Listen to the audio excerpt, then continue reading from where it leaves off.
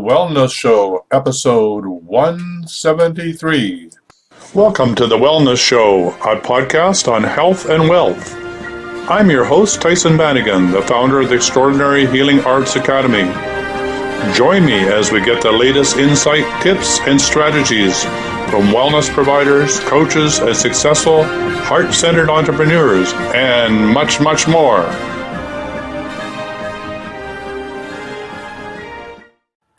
Good morning, and welcome to Presence of Light on this beautiful sunny morning here in York, Maine. It's a pleasure to be with you once again and to share my passions and my thoughts and wisdom that has been brought to me through many who I've encountered over the past 25 years of my journey. And what I would like to start with is a card I pulled yesterday. It's an 1111 deck. And so it's an interesting deck, and it's out of print, and it's pretty rare that it's around. And I've spoken with the woman who actually wrote these, and she was thrilled that I was still continuing her project of years ago.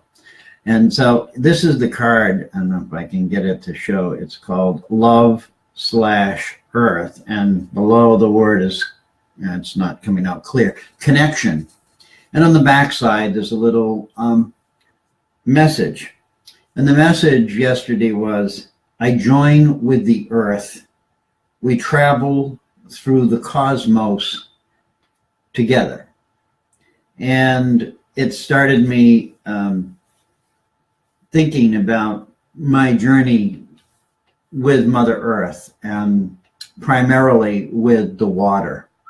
The name Riverman was given to me years ago by a woman who felt my energy as flowing like a river. And I wasn't aware at that time of where I would go with that, or what that even meant, or who she was, or what she saw. And so I was quite naive. Yet that was the beginning of my journey with water. From that, I was led to places where there were water. And I was given by my guides a chant to sing to the water. And I still remember it. It's interesting because I didn't know what I was doing. I was totally naive and innocent, and I would just say, okay, my guides are telling me to do this. Well, let's go do it.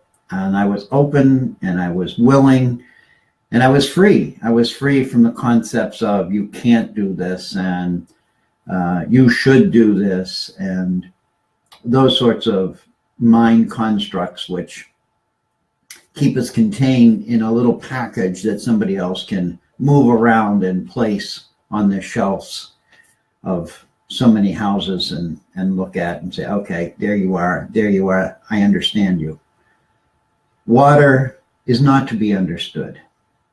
And that's the great gift of water. The great gift of water is that it's not only all of life. It's not just a substance. It's not something that is just an element. It is a living spiritual particle of Mother Earth and the universe, the cosmos. Water is engaged in activity throughout the cosmos. All of our understanding comes through water. All of our memory comes through water. And I say these things because this is what water has taught me. There are many people who will specifically choose one or two subjects about water and focus on that. But the message really is that, and we heard it through the Standing Rock protest or against fracking and the destruction of water. Water is life. And And that's the truth. That's the ultimate truth. Water is life. And so today is a full moon, and I belong to a group. I'm a council member of a group called Loving Waters. And this group was started, I'm going to say 2 years ago. I'm not exactly sure. My physical memory is not all that great, so I'm just going to roll with it. And it was started by a group of people who felt dedicated to the water. And we had met, some of us had met in person before in regards to doing water ceremonies and how we could really empower the water in its healing and its returning to its original blueprint, because we could see that the pollution, that the destruction, the ownership rights, and all of these things were really an attack on water. And that without water and without our access to clean water, and without any living form's access to clean water, was a form of genocide. And I'm not going to mince my words here, that those who are polluting water are committing genocide. And this is a powerful statement, and we need to take it seriously. The time has come to really take water seriously, and the protection of water, and the care of water, and the transmutation of water back into its clean and safe state. It is not a commodity. It is not something that is to be privatized. It's not something that is to be sold to the highest bidder, so that only the wealthy have access to clean water. And I say this with deep passion in my heart. So let me talk to you a little bit about Loving Waters, and this is our brochure. If I can hold it up right. And what it is it's a group that you can join. It's online. It's the .net thing here is LovingWaters.life. And what it basically is a commitment to water on whatever level you choose to participate in. On the full moons, we actually physically do ceremonies and blessings around the world. Whether we do it in singularity or in community, we advocate sharing the blessings with your community publicly. I'm not such a public person, so I have done some, but primarily I do my ceremonies by myself or with a few close friends, and they're done on the full moon. And then on the new moon, we have a resonance call that anybody can join in on and just share where they're from and where their watershed is, and anything that has come up from the waters that needs to be felt. Sometimes we have guest speakers, and so it's just a community to share and know that you're not alone in the world, that you are part of a growing humanity that is respecting the water. The simplest thing, many of you have heard of Dr. Masaru Emoto and his blessing. I always tell people that that's perhaps the simplest blessing that we can do to water. And it's so simple that I adore it so much because I've seen it actually transmute the structure of water. And Dr. Emoto proved that. So I do it continually. And what I've learned is I do it to the water in myself. And so as we think about water outside of us and the water around the world, I also encourage people to think about the water you are. We are 70%, and the number is very dependent on who you talk to. we are 70% or more water. Okay? Mother Earth is 70% or more water. I want you to think about that. There is no real difference in our water structure between our physical self and the physical self of planet Earth. And I want you to think long about that, because what I want you to realize is that water has the ability to join us together so that we cannot be separated. And what we see in playing out in the world now is a separation that may have started well-intentioned or unintentionally, but now has become a divisive tool in order to control the resources of the planet. And they're being sold to the highest bidder. And it's a devastating project, and it's worldwide. So whether you're living in Africa or Australia or Finland or here in America, I want you to look around and see how much the world around you, the land, the water, is being sold to the highest bidder, and most of the time not people from your local neighborhood.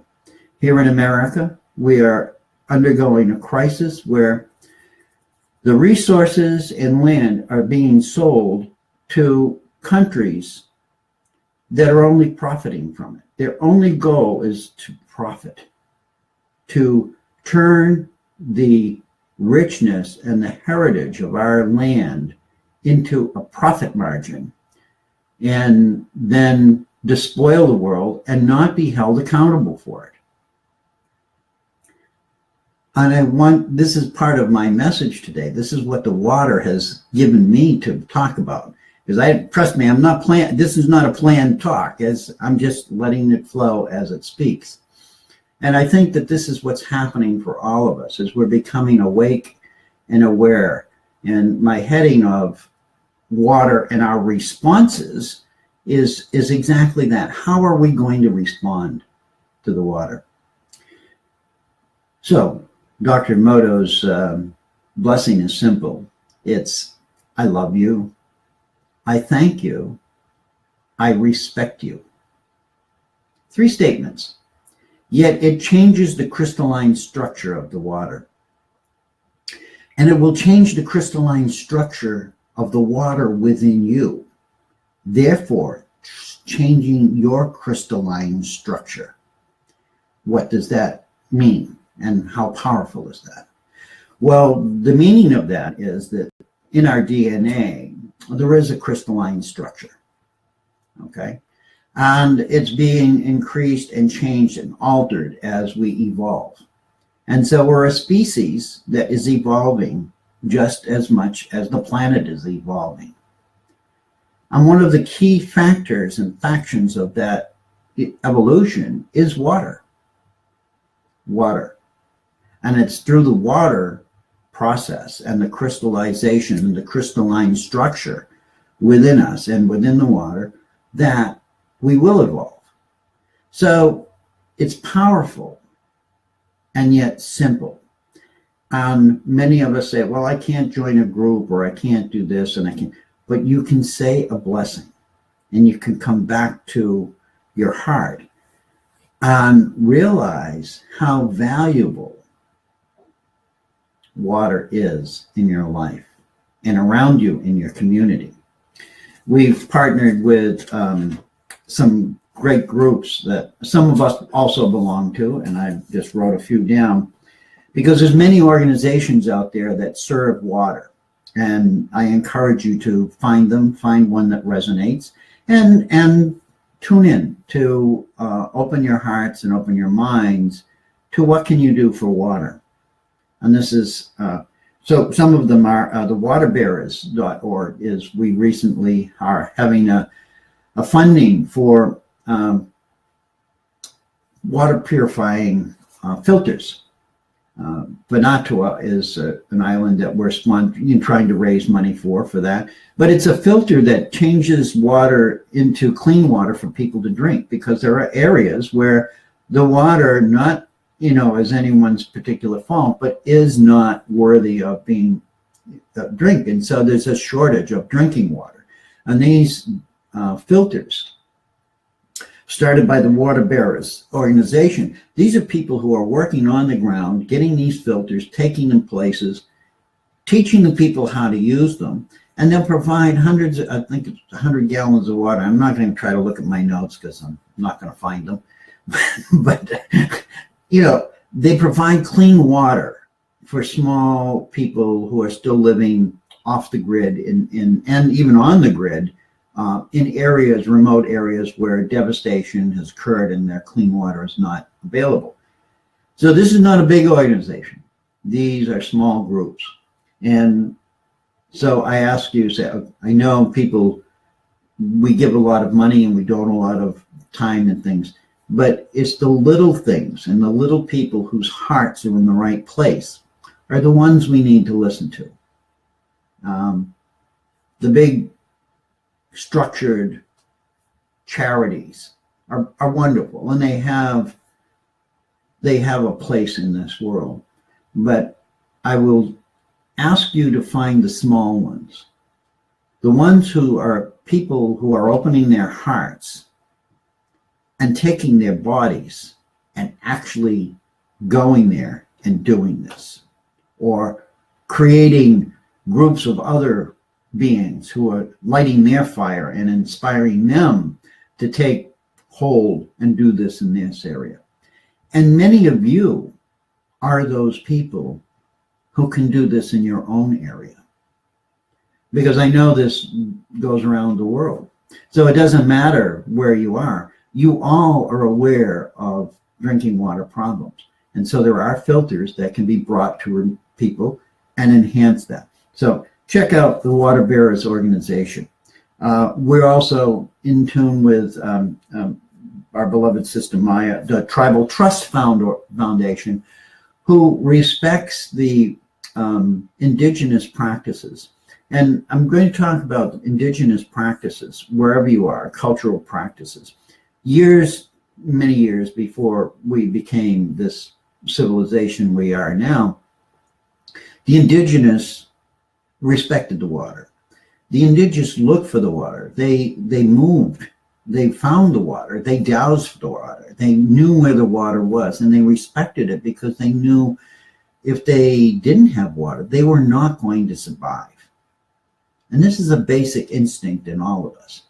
The problem is we've lost respect for it because it comes flowing into our faucets. We waste it this way, we waste it that way. And I'm not trying to blame anybody for this. It's just become so common, just like we lose respect for it. As I said, we have a structure in the world today whose serious intention is to remove the rights of people to life and to water. Doesn't matter who they are. It's occurring. Look around you. Look what happens in disasters. What is the first thing people are looking for is clean water. Yes, they want power.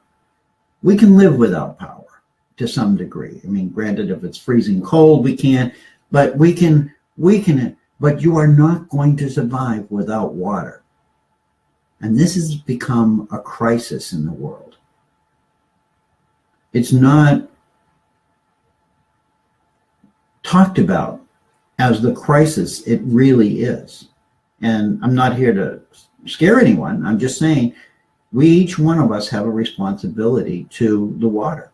And the water is crying to us. The water is speaking to us loudly in our daily lives. So listen to the water. Another group is Sanctuaries of the Earth Mother and the Tree Sisters. The Tree Sisters organization is they're planning to plant 1 billion trees in the world.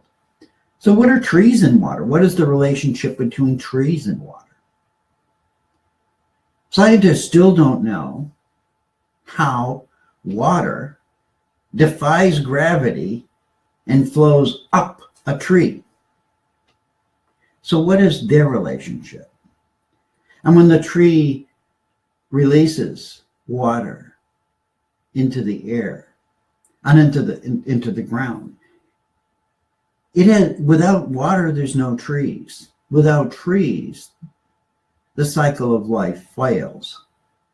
So you can see there's a relationship, and this is the relationship I want you to see, is your relationship to water. What do you do with water? How does it flow through you? How does it work within your body? The blessing, Dr. Emoto blessing, is simple, and that's why I suggest it, is say to yourself, to the water in you, I love you. I thank you. I respect you. And I promise you, your life will change. I promise you. That's a promise. It will change. It'll change a whole lot of things in your life that you may not be consciously aware.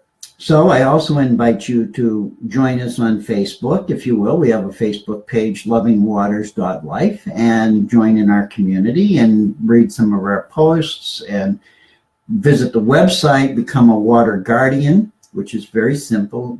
It's all self-explanatory. Some of us are watershed guardians. We sort of oversee a watershed area. We know where our watershed is. We know where our water comes from, and dive deeper into the water in the area. Even if it's the ocean, we think of the ocean, of this big mass. Every time you go to the beach, do something, bless the water, respect the water, love the water. Very simple. Every month, at the new moon, I gather water from, well, my watershed is feeding my water here, and I place it in a bowl. And every day, I bless this water. Every day, I hold the water and I bless it. And during the full moon, when I do my ceremony, wherever it is, I release this water into the ground, into the water, and say a prayer and do ceremony. The ceremonies are different for everyone. There's many ceremonies. Look them up. They're fun. They're enjoyable. Teach your children. Bring your children with you when you do these things. We encourage, and children love this because it's fun. It gets them out. They're outdoors. They're running around. And they understand nature far better than we think they do. Their relationship to nature, just like yours was when you were a child, was magical. It was fun. Children don't run around outdoors. Children don't go outdoors anymore because of computers and electronics and all of that. Get them outdoors. Get them to appreciate the water and explain to them the trees have, where the water is, and teach that respect. It's really, truly needed. So I'm sort of running out of minutes here. I didn't think I was going to lecture, but that's okay. That's what I do. So there's one statement I want to read that I read this morning, and it's from Barbara Marx Hubbard, and this came from the Tree Sisters, which is an organization I just recently joined as a tree brother, which supports them. Barbara Marx Hubbard is just a revolutionary person who sees co-creative evolution as the key to the success of all life. And when I read this morning, I said, I want to share this with you from her. And I haven't listened to the whole video or soundbite that this came from, but it's beautiful. And so I want to share this with you. The universe is a love story. We are the first species to ever say, we are here to co-evolve with nature, to heal the earth, to free the people, to explore the universe. It looks to me as if this multi-billion-year story, from the point of view of the creative intelligence of the universe, whatever you want to call it, is to create co-creators. The earth itself is giving birth to a species capable of co-evolving with Earth. Mother Earth is giving birth. Instead of blaming ourselves for overgrowing the womb of Earth, it's exactly like a baby who overgrows the womb of their mother. It has to overgrow it to wake up to the realization that it is responsible. It looks to me like our crisis is a birth. Thank you, Barbara Marx Hubbard, for that statement. We are co-creators, and we are here in this divine time to join together at the heart and co-create the best for all living forms here on this planet. Begin with the water. Start with the water. Allow the water to guide you, as the water has guided me to the trees now. The trees will guide me to something else. But it is all about our responses to the water and how we play them out in our sacred self. I want to close with a prayer. It's called the Waitaha prayer. They were the people of peace who lived in peace and harmony thousands and thousands of years ago. Let my spirit, my deep mind travel to the spaces in between the water patterns. Let my heartbeat echo the tinkle and bell sounds of the water deep inside of my body. Let me hear the memories of the gods and goddesses. Let me hear the memories of the angels and ancestors. Let me send my voice into every atom of water that is in me. Water that is in front of me, behind me, around me, above me. Let all forms of water hear my resonance in this time and forever carry my blessings and wishes to the highest mountains, to the heavens. Then let all the living and the dying creatures and the humans hear the sounds of the joy of creation, resonating in every sentient form in this universe and others, to be the sound that sings forever and eternal in the mind song of creation. My beloved brothers and sisters, may the presence of light shine on you and guide you and sparkle in the waters of your heart. May each of you come to know that water is life in ways that you never experienced before. May you reach out to the many groups that are gathering, not just Loving Waters, but in your own neighborhood. Maybe you are the creators of those little tribes who will see to it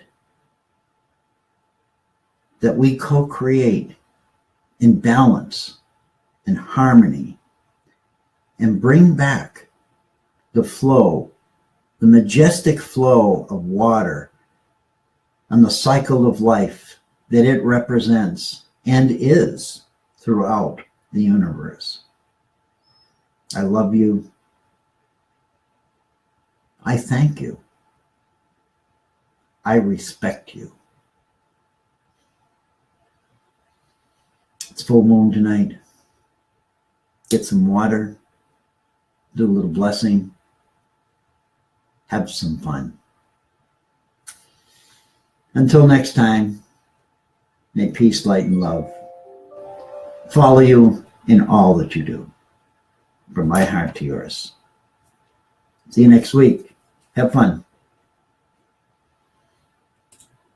For quality online wellness products, courses, and services, visit our sponsors, thewellnessstore.ca and the Extraordinary Healing Arts Academy located at thewellnessacademy.ca. To stay in touch, visit us at thewellnessshow.ca. And until next time, be healthy, wealthy, and wise.